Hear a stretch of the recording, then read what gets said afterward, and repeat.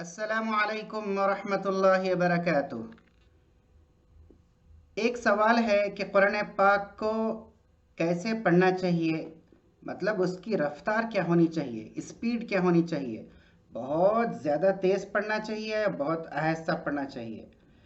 تو قرأت کے جو علماء ہیں ان لوگوں نے قرآن پاک کو چار درجوں میں یا چار کیٹیگریز میں تقسیم کیا، ڈیوائڈ کیا۔ تو اس میں یہ ہے ترتیب، چار طریقے ہیں قرآن پاک پڑھنے کے۔ ایک ہے ترتیل، ٹھیک ہے، دوسرے ہے حدر، ٹھیک ہے، تیسرے ہے تدویر، چوتھا ہے تحقیق۔ تو یہ چار مراتب ہیں قرآن پاک پڑھنے کے، چار طریقے ہیں قرآن پاک پڑھنے کے۔ تو سب سے پہلے لیتے ہیں ترتیل، ٹھیک ہے۔ ترتیل کے دو معنی ہیں۔ ایک معنی تو یہ ہے کہ ترتیل تجوید کے ساتھ خوبصورت انداز میں پڑھنے کا نام ہے، چاہے وہ بہت زیادہ تیز پڑھیں یا بہت زیادہ آہستہ پڑھیں یا آہستہ پڑھیں یا درمیانی رفتار سے پڑھیں، ہر حال میں آپ کو تجوید کی رعایت رکھنا ہے، مطلب غنہ کرنا ہے، اخفا کرنا ہے، مد کو کھینچنا ہے، ساری چیزیں آپ کو پڑھنا ہے۔ دوسرا معنی جو علماء کرام ترتیل کے بارے میں بتاتے ہیں وہ یہ ہے کہ نہ بہت زیادہ تیز رفتار سے نہ بہت زیادہ آہستہ، بلکہ درمیانی سے بھی تھوڑا سا اور آہستہ رفتار سے پڑھنے کو ترتیل کہتے ہیں۔ اکثر ہم لوگ نماز میں جو پڑھتے ہیں وہ ترتیل سے پڑھتے ہیں۔ تو اللہ تعالیٰ نے بھی قرآن پاک میں حکم فرمایا ہے کہ وَرَتِّلِ الْقُرْآنَ تَرْتِيلًا۔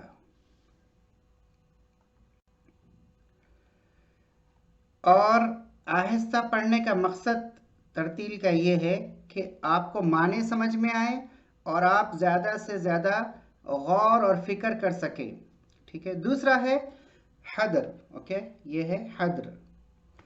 حدر کہتے ہیں کہ بہت زیادہ تیزی سے پڑھنا، جلدی سے پڑھنا، جیسا کہ پانی پہاڑ پہ سے نیچے کی طرف گرتا ہے تو کتنی تیز رفتار سے گرتا ہے، اس طرح قرآن پاک پڑھنے کو حدر کہتے ہیں۔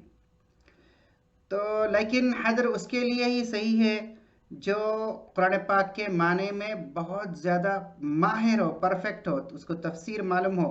حدر کے ساتھ پڑھنے میں اس کو ساری چیزیں سمجھ میں آتی ہوں، ترجمہ بھی اور تفسیر بھی، کوئی چیز نہ چھوٹتی ہو، تو ان لوگوں کے لیے حدر سے پڑھنا قرآن پاک جائز ہے۔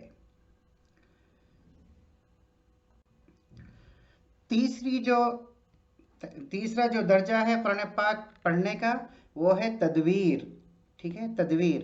یہ تدویر جو ہے نہ بہت زیادہ آہستہ پڑھنا ہے، بہت زیادہ تیز پڑھنا ہے حدر میں، نہ آہستہ پڑھنا ہے، بلکہ دونوں کے درمیان میں، جلدی اور آہستہ کے درمیان میں جو تلاوت کی جاتی ہے، قرآن پاک پڑھا جاتا ہے، اس کو تدویر کہتے ہیں۔ تو یہ دونوں کے بیچ میں ہے۔ تراویح میں تدویر کے ساتھ پڑھنا بہتر ہے، تراویح کی نماز میں، تاکہ قرآن پاک بھی سمجھ میں آئے، معنی بھی سمجھ میں آئے، اور تو قرآن پاک کا حسن بھی، اس کا خوبصورتی بھی باقی رہے۔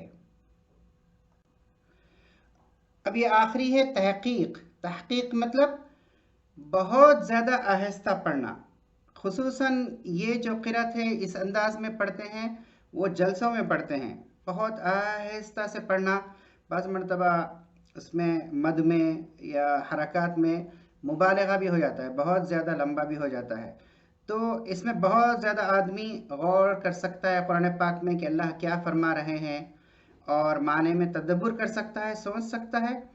اور دوسری چیز یہ ہے کہ یہ سیکھنے کے لیے بھی بہترین انداز ہے سننے کے لیے، کہ اگر آپ سیکھنا چاہ رہے ہیں قرآن پاک تو یہ تحقیق والی قرأت سنیے، تو انشاءاللہ آپ کو ہر چیز الگ الگ سمجھ میں آئے گی۔ لیکن تحقیق کے لیے ایک بات یہ بھی ضروری ہے کہ اس کے اندر سانس کا لمبا ہونا ضروری ہے۔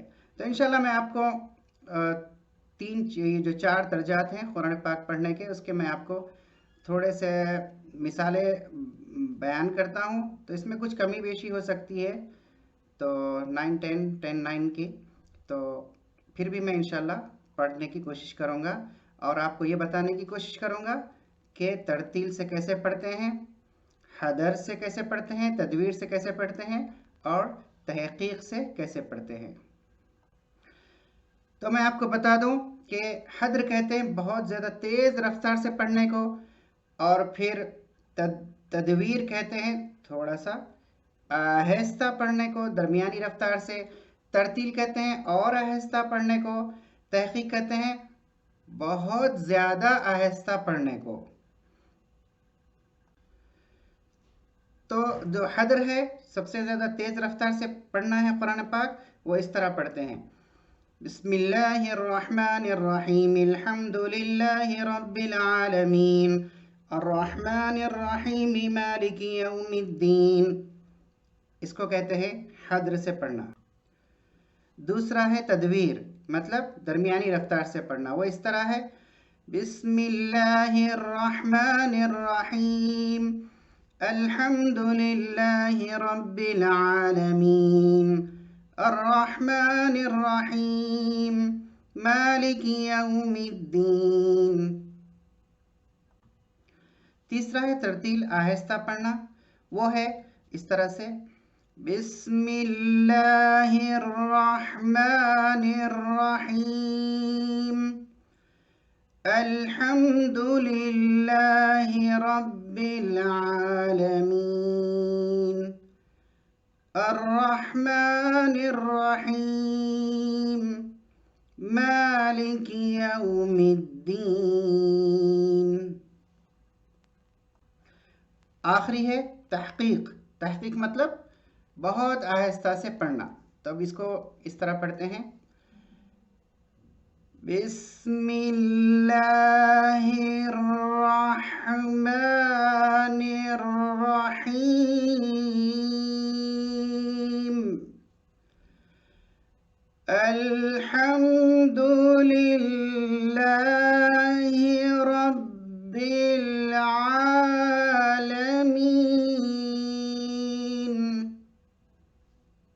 تو اس کو کہتے ہیں تحقیق سے پڑھنا۔ تو امید ہے کہ آپ کو سمجھ میں آ گیا ہوگا کہ کس طرح قرآن پاک کہاں پر اور کس انداز میں کس رفتار سے پڑھنا ہے۔ تو آپ کے سوال کا جواب مل گیا ہوگا کہ جلسوں میں قرات کیسی کی جاتی ہے، نماز میں کیسی کی جاتی ہے، اور تراویح میں کیسے کی جاتی ہے۔ لیکن سب میں ایک بات ضروری ہے کہ ترتیل کا خیال رکھنا ہے کہ تجوید میں کوئی فرق نہ آنے پائے، نہ مد کم ہو، نہ غنہ چھوٹے، اور نہ دوسری کوئی تجوید کا رول جو ہے، تجوید کا جو قاعدہ ہے وہ ٹوٹنے پائے۔ تو امید ہے آپ کو یہ ویڈیو سمجھ میں آگا۔ تو ملتے ہیں اگلے ویڈیو میں انشاءاللہ تعالی۔ تو جب تک کے لیے السلام علیکم ورحمۃ اللہ وبرکاتہ۔